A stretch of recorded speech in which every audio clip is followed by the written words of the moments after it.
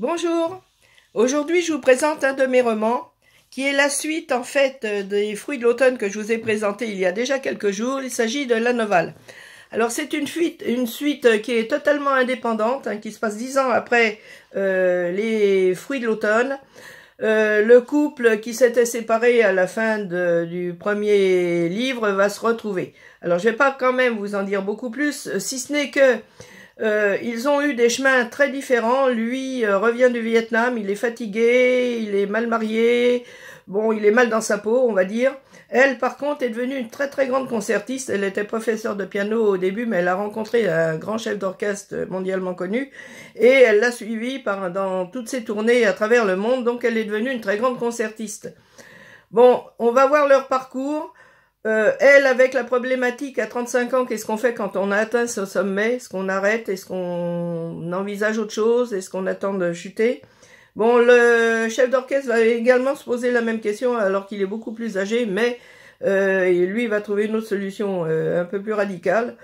Et elle va se demander qu'est-ce qu'il faut faire maintenant qu'elle sait qu'elle n'ira pas plus loin au niveau de la qualité de ses prestations.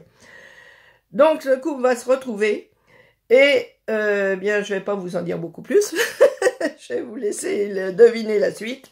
Alors, sachez que si vous avez lu Les Fruits de l'automne, vous pouvez le lire tout à fait indépendamment. Celui-là, il n'y a aucune obligation.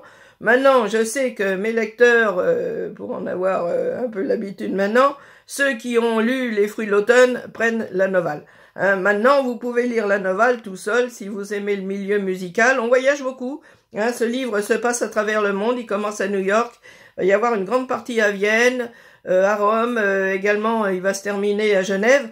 Donc, vous voyez, avec beaucoup de voyages, beaucoup d'une vision sur le monde et surtout un voyage intérieur également pour les deux personnages principaux, Jacques et Sylvie, et qui vont trouver une solution. Voilà, donc je vous invite à lire La Novale et je vous souhaite un bon dimanche en espérant vous retrouver mercredi prochain comme j'espère pouvoir le faire. Voilà, à bientôt, au revoir.